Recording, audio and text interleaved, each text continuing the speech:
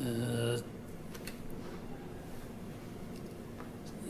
we know, in the last 40 years, China had very fast economic growth. But according to some research, one factor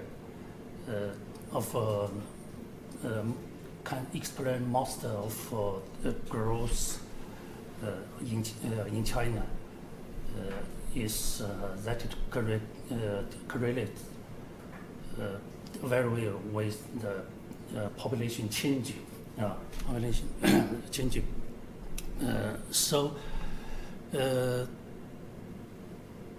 But now,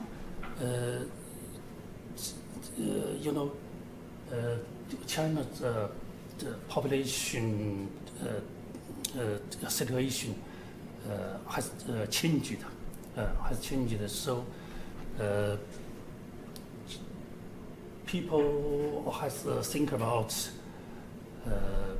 if China can continue to keep this economic growth in the future.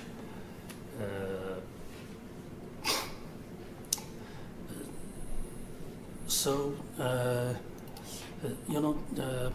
some of the reasons for this anxiety are derived from China's population problems, such as the decreasing of the demography dividend and the growing aging population. Today, we don't have much time to talk about demography dividend decrease. We just talk about the impact of population aging. So this problem mainly focuses on two major questions. One is about from the perspective of production, is the elderly population still productive? Also, can it contribute to China's future economic growth? Another question is from consumption and from the perspective of support, can the Chinese economy bear burden of increasing older age support? That's two. We focus two questions. So we talk first question. We talk this question first. Is the elderly population still productive? Let's say literature research. The more representative viewpoints include Professor Yuan Xian from Nankai University. He has a point, developing the second demographic dividend of the elderly population. Another one is Liu Shang from Renmin University. She said developing the demographic dividend of the high education population. Also, another professor said promote the re-employment of the elderly population, and so on. So we can see these studies have a common feature, which is to emphasize, to develop dividend of the elderly population in the labor market. So my question is, can the elderly people only make a productive contribution when they return to the labor market? Also, does the elderly have no demographic dividend when they withdraw from the labor market? That's my question.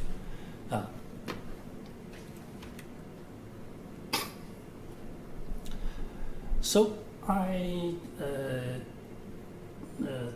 put forward a concept is the shadow dividend of the elderly population.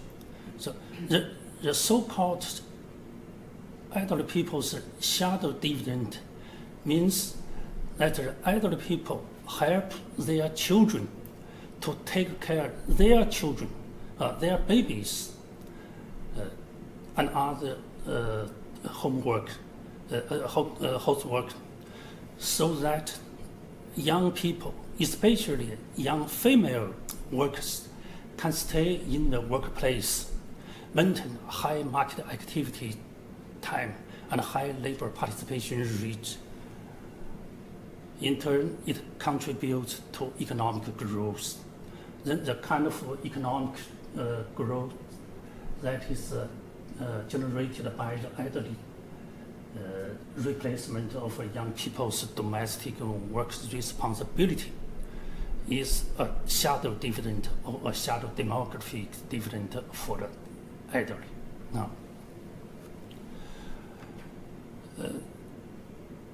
so I call this kind of situation is a shadow dividend.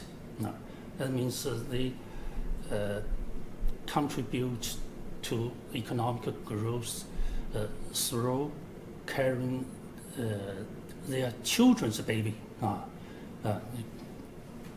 So for further extension,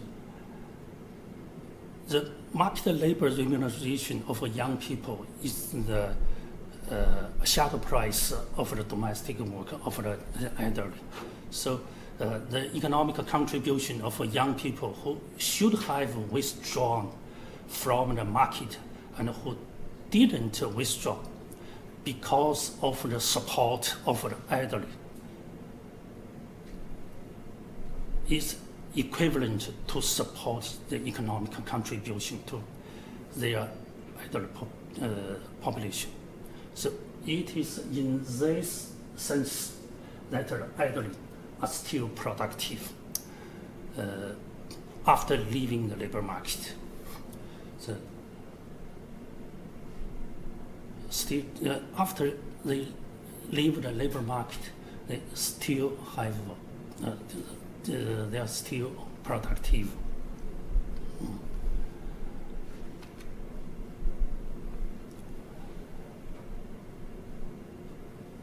About the mechanism of the shadow demography dividend on economic growth is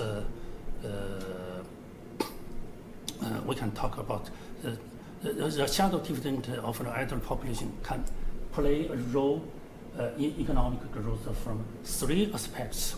Now, number one is maintaining the market labor participation rate and changing the constraints of the female labor force to care for infants and young children.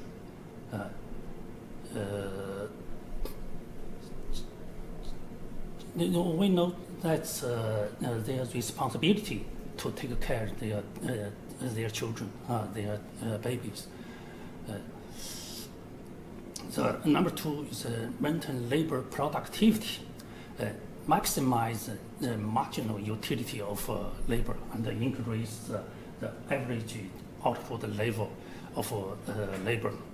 So we know some studies have shown that age-specific labor productivity shows an inverted U-curve, and the age of reproductive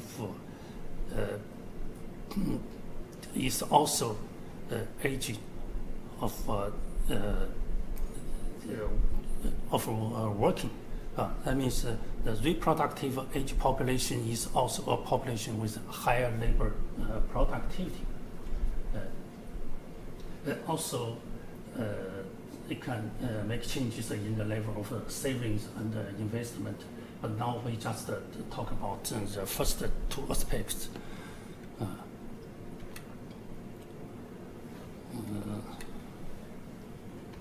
So we can see this this table. It's a labor participation rate by age.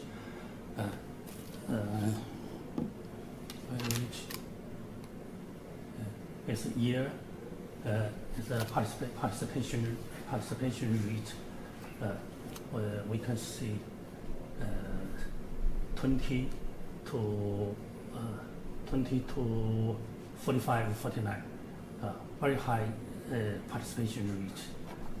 1990, 2015, same, same, very high participation rate. And this one is labor participation rate by sex and age. So that's two census years data.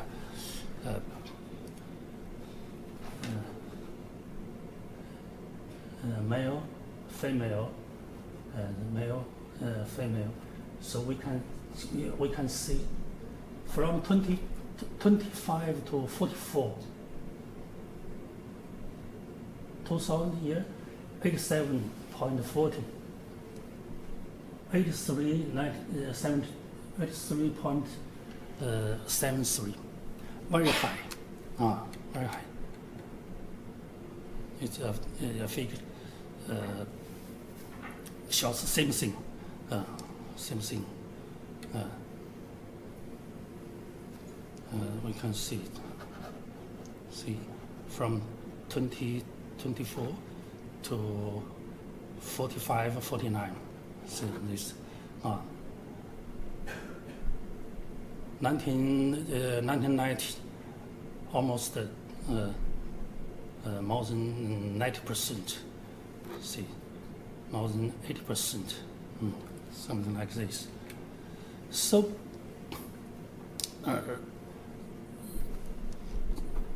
here's comparison between China and the world level female participation rate. This blue line is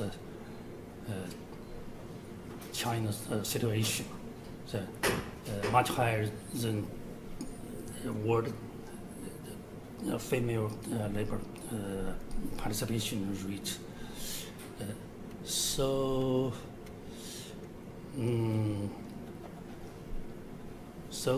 that table shows the labor participation of China's population by for two census years, 2000. So it can be seen from the table that the labor participation rate of China's main reproductive age population is very high, reaching more than 90%. This is the highest proportion in the world. It is particularly noteworthy that labor participation of women in this age group is also over 80%, and even reached 87.4% during the fifth census period, reached close to 90%.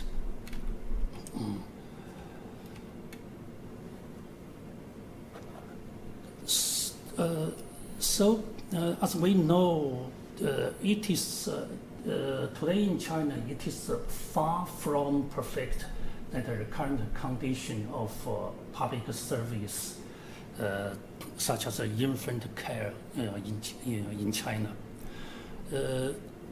According to the research of Professor Yang Juhua of Renmin University of China, she did very good research. According to her research, it is less than 5%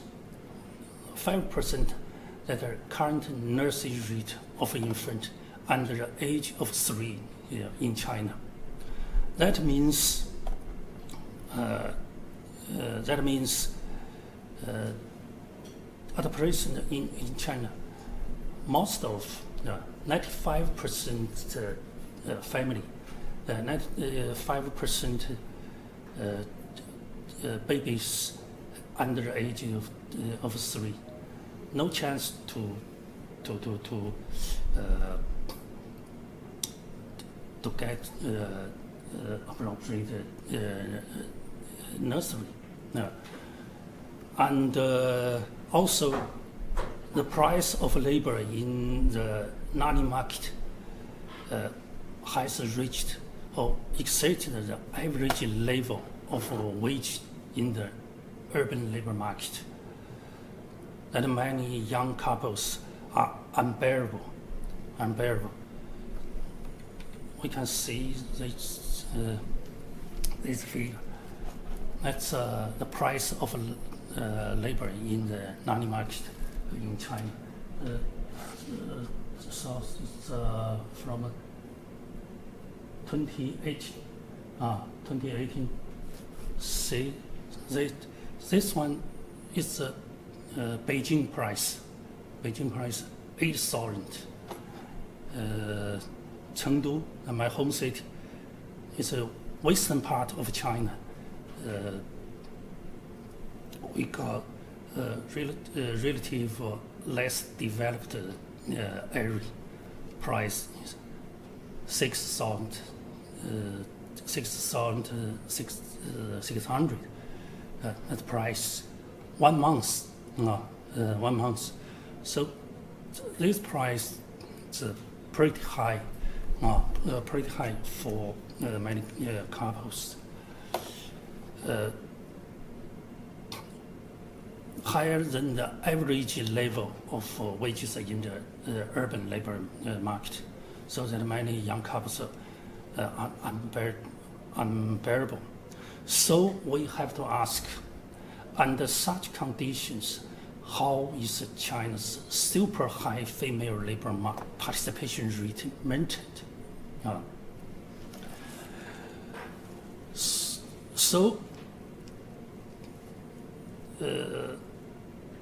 Relying on parental care is the first option. So according to Charles data, 2015, 51% of the Chinese elderly in the survey sample care for their children. So more than half. And other years are also close to 50%. I remember 2011 and 2013, close to it's about 49.8%. So in short, this data show that about half of the elderly are providing support for their children in China. This is also their support that allow the young working age population to stay in the working place without worries their housework, without worry about how to look after their babies. So it is their support that has enabled the young female working population to maintain a high labor participation rate in China. This is also the productive nature of the adult population and their contribution to China's economic growth.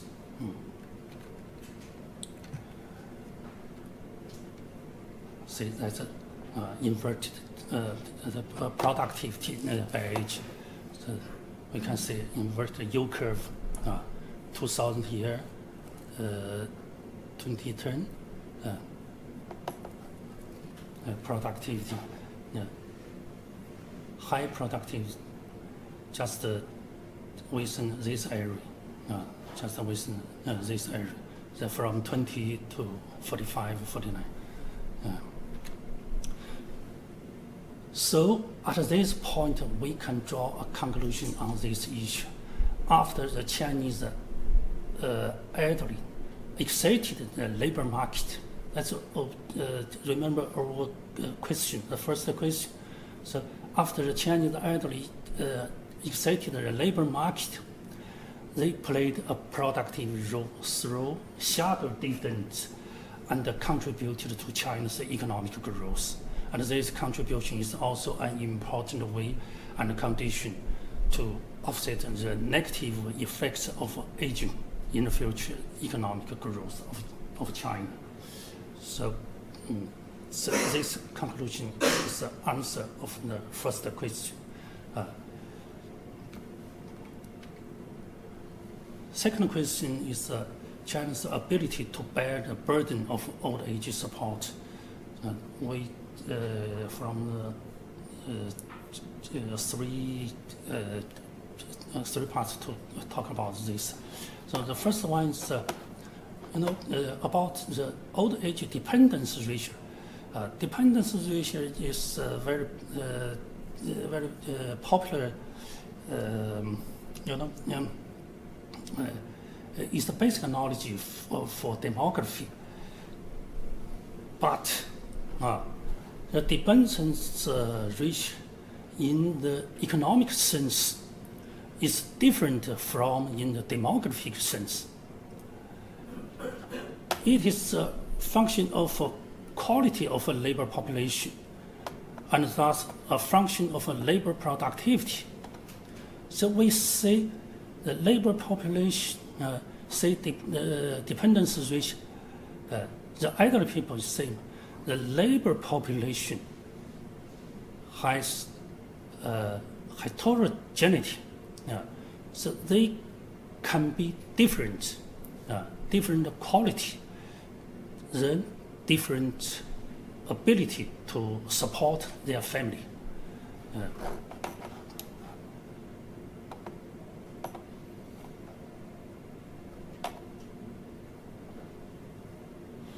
So we can so the higher the labor, productivity, the lower the old age dependence ratio. Because the higher the labor productivity, the stronger the support ability, the more elderly people can be raised by the labor population. Just like a family. If one family has two children, another family has one child,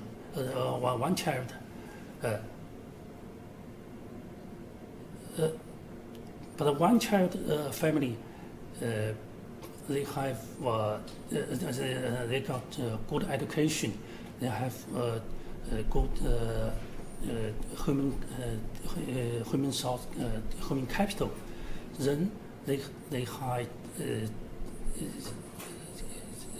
have a strong ability to support their family.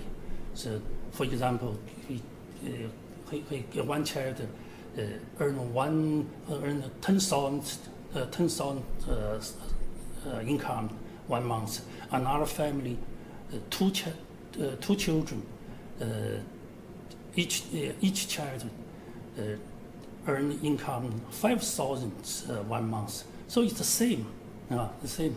So the same number of elderly people and elder children. When elder children receive better education, increase their human capital, and thus have higher income earning ability, it will have a higher old age support. Therefore, from the perspective of economics, the old age dependence ratio is regarded as a function of population quality, not population quantity. But from the sense of demography, we pay more attention to labor population quantity, not quality. So that's different. So the higher the population quality and the labor productivity, the lower the old age dependence ratio. So that's one thing. Another thing is about the production function and the raising function. I have an opinion. I think the principle, the basic principle for an economy is to keep a balance. Also, keep a balance between production and consumption, or balancing between demand and production and supply and demand. So if the old age support is understood as a kind of a consumption, or the consumption is replaced, so see we see this figure. From this figure, we see that this portion is production, it's consumption. Here's the distribution, here's the exchange. Exchange.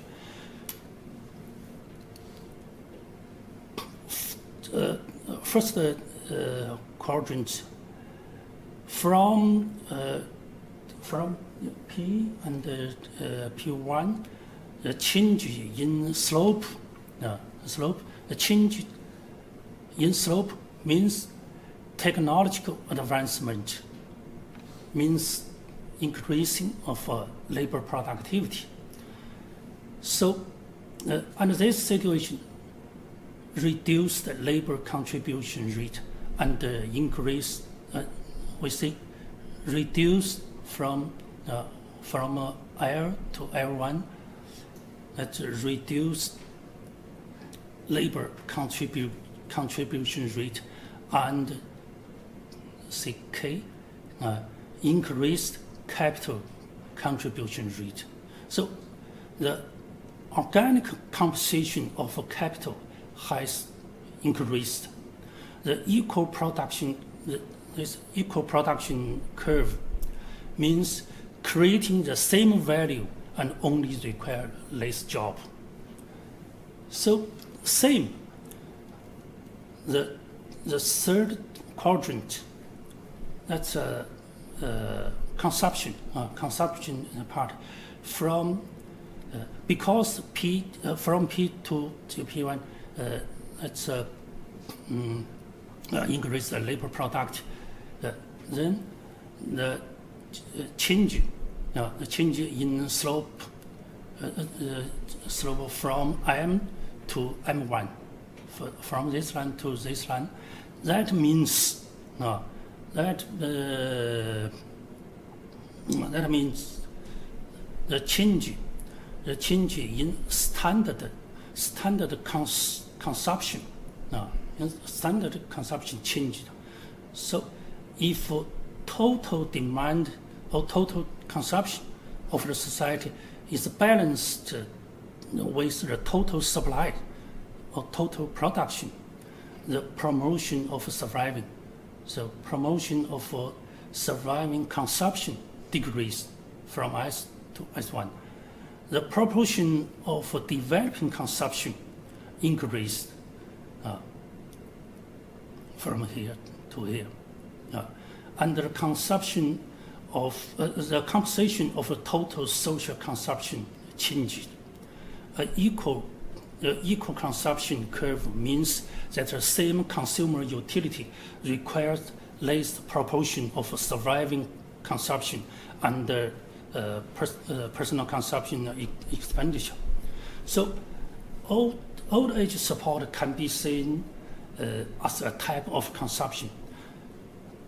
So under this situation, getting the same pension effect requires less old age consumer spending, or the same consumer spending can support more adult population.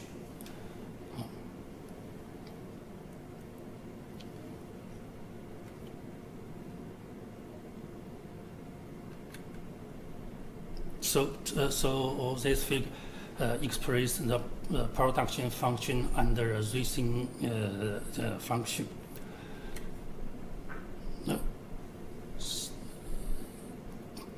The third one is under this principle, we think about China's ability to bear the burden of old age support. Let's say whether China has the ability to bear the burden of old age support. We can see the table. This table is about the changes of population quality of China. Maybe too small.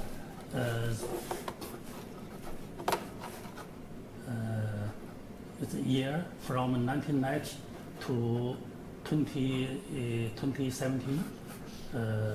His life expectancy from 1990 6903 to 76.4. And this one is education year. The average education year from 6.20 to 9.23. And this one is university enrollment rate from 3 to 45. 45. It's just from 1990 to 2017. So we can say the quality of the labor force has improved significantly. From 1990 to China's birth life expectancy increased from the average year education from 6 years to the rate has increased from the, okay. So another one is about labor productivity is increasing rapidly. The number of labor number for creating 10,000 yuan GDP is rapidly declined from 4 in 1990 to 0.12 in 2017. See the changes of labor productivity. It's 1990,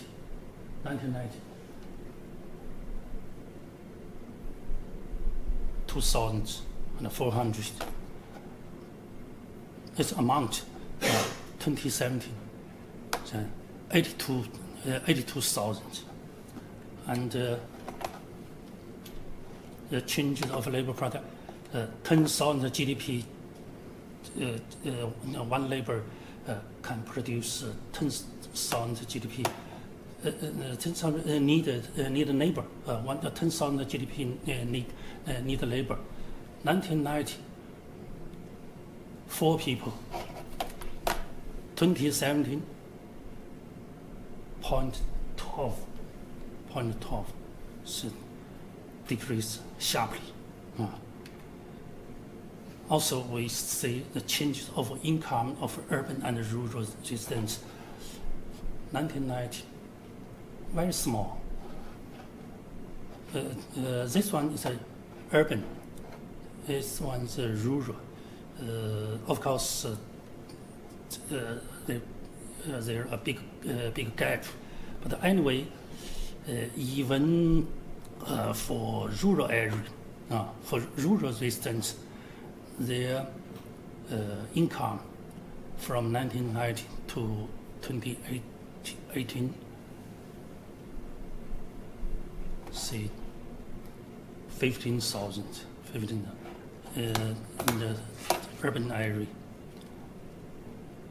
40,000. See, increased a lot. That's the changes of Engel coefficient. From 1990 to 2018, decreased much. So, back to think about the ability to bear the burden of old age support. So this all indicates that the increasing extent of China's labor productivity, the level of wealth accumulation, and thus the increase in capacity of old age support is greater than the extent of population aging. So the conclusion is the Chinese economy should have the ability, should have no problem to have the ability to bear the burden of old age brought about by aging. So that's conclusion for this question. If there is any problem with the raising of the elderly population, it does not exist in the process of creation of wealth, but in the process of distribution of wealth. So we produced a lot wealth, but how to distribute is another thing. So in other words, it is not a problem of lacking pension, lacking money, but whether it can be used in the elderly, and whether the elderly can share the fruits of social development. That's the problem. This is the problem of the uniformity in personal rate of return and the social rate of return. It's also the problem that the so-called development should give the people a sense of gain. So that's so totally conclusion is the final conclusion. Although China's economy is severely challenged by changes in labor supply and population aging, it can create a quality dividend because of the improvement of labor quality. This conclusion is another research. So here we just talking about the family culture and the intergenerational support with the Chinese society can produce the shadow dividend of the elderly population, and it can help maintain the higher market participation rate of a young female working population and the higher productivity, thus supports the development of the Chinese economy. At the same time, the level of development and the labor productivity that the Chinese economy has achieved has enabled the Chinese economy to withstand the burden of old age brought about by the aging of the population. Therefore, we can maintain a positive and optimistic attitude towards the future development of China, and believe it will successfully cross the middle income track. So that's what I'm thinking about. Also, I have some discussing. The old age support problem is not only the problem of pension or money, but also the problem of human resource. So that means how to find enough human resource to look after the elderly people. We have to think about the distribution of care resources. I think that the big challenge, the real challenge for China's future, old age support, this is a real problem, rather than money, pension, that fiscal things. So that's what I'm thinking about. Last, I want to show you. It's the campus of our university in new campus. Last time, Professor Jun visited our campus and have a lecture to our students. I hope in the future all of you have a chance to visit our campus to have lecture to our students. We warmly welcome you. So, thanks.